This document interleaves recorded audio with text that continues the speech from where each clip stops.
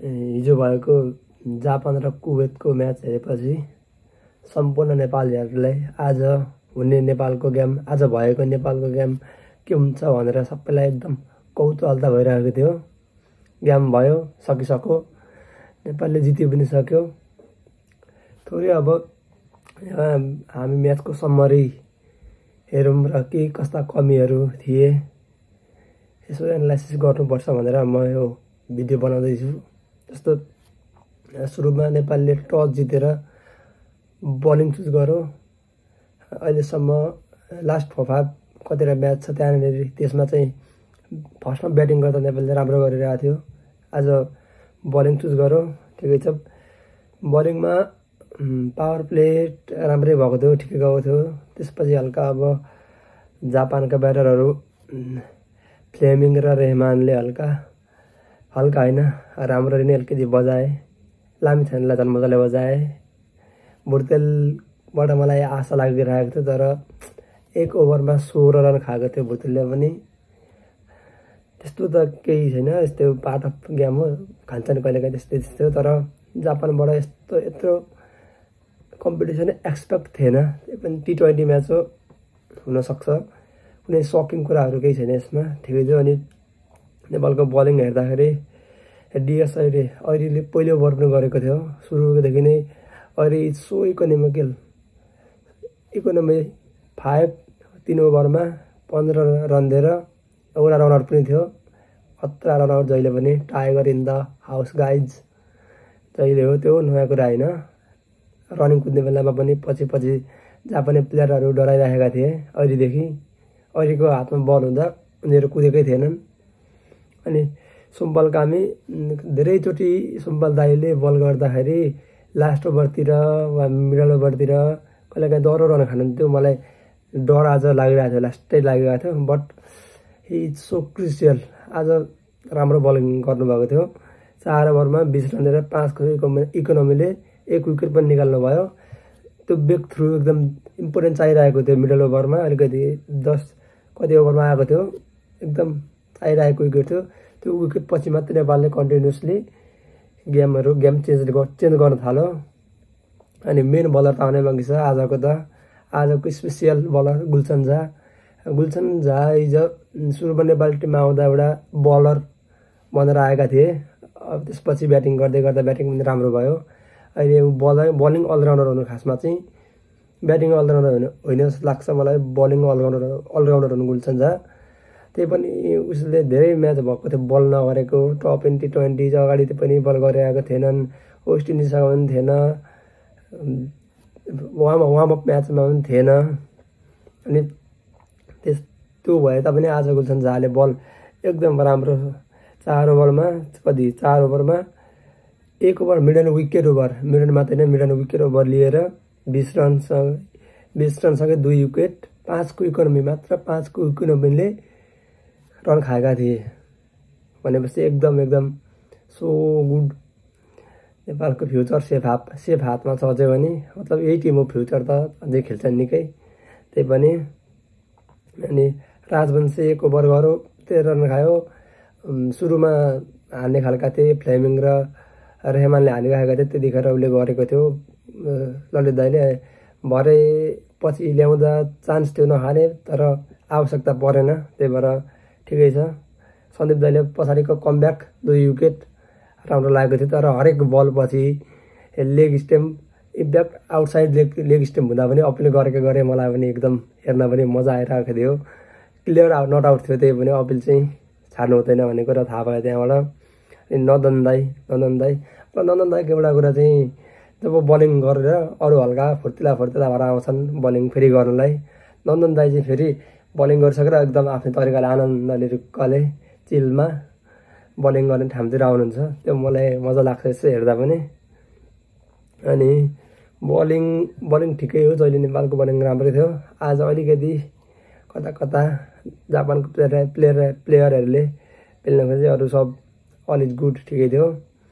Batting हेऱ्यो भने batting खासै चाहिँ हेर्न मन छैन, त्यही पनि हेर्नुपर्छ। धेरैले राम्रो पनि गरे, जस्तै भुर्तेल ब्याक टु ब्याक फर्ममा छ अहिले, राम्रो गरिदिनुहुन्छ। 100 को स्ट्राइक रेट छ भने चाहिँ ओपनर भए पनि 21 बलमा 21 रन्स 3टा चौका ठिकै छ किनकि बाउन्डको पनि आउँदै थियो म्याच पनि हल्का कन्डिसनमै थियो त्यही भएर हतार थिएन रन पनि धेरै हान्नु पर्ने थिएन टार्गेट पनि खासै धेरै थिएन त्यही भएर धेरै इम्पोर्टेन्ट परेन अर्को आसिफ शेख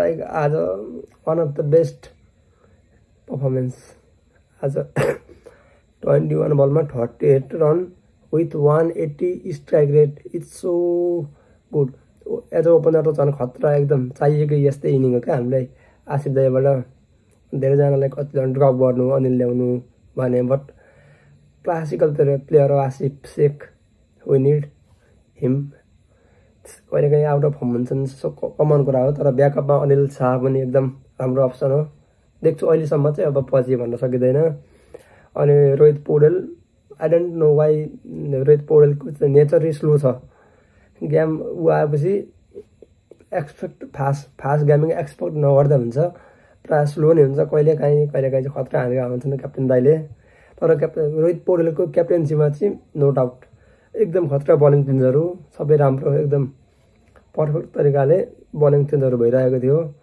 अनि विकेट पनि जब त्यो कमब्याक भएपछि विकेट पनि ब्याक टु ब्याक प्रत्येक ओभरमा एक विकेट त्यसरी आइरहेको थियो यसमा नो डाउट 1 नम्बर थियो अनि सन्दीप जोरा मलाई आसामको गेम हेरेपछि त्यो ब्याटिङ स्टाइल हेरेर ब्याटिङ पोजिसन हेरेर खतरा लागेको थियो क्या खतरा हार्ड हिटर रहेछन् खतरा हान्छन् जस्तो लागेको थियो अनि वेस्ट इन्डिजलाई पनि हानेको हो दरो मलाई मन परेको थियो बट आवश्यकता अहिले अझै धेरै थियो त्यो सिरिजहरू भन्दा पनि अहिले अलिकति फर्ममा छैनन् फर्ममा छन् त्यही पनि हान्न खोज्दै क्याच आउट भइरहेको छन् के गर्न सकिन्छ र यस्तै हो त्यही पनि अझै होप छ मलाई राम्रो प्लेयर लाग्छ सन्दीप जोरा T20मा चाहिँ अझ always Malla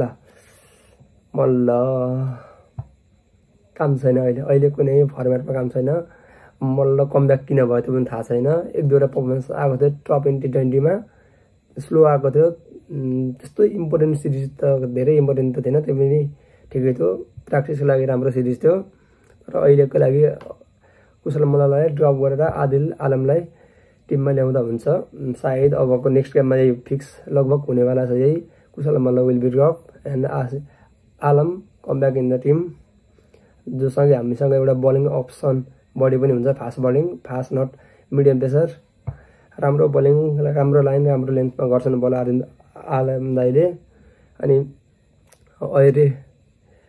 Airi DS Airee is vice captain of this team bowling फिल्डिङमा त 1 नम्बर बलिङ पनि खतरा अनि ब्याटिङमा पनि आज त त्यस्तो हान्ने ओर्ने खासै आवश्यकता थिएन त्यही भएर 14 बलमा 14 रन छ यसलाई हामीले केही भन्न मिल्दैन किनकि आवश्यकता यस्तै खालको थियो एकदम हामीलाई पार्टनरसिप बिल्ड गर्ने पर्ने अवस्था आएको थियो राम्रो पार्टनरसिप बिल्ड भयो अनि गुलसन झा 20 बलमा अटाएछन् with 2 sixes 1 4 Gulshan Jha always come in a lower order and change the game.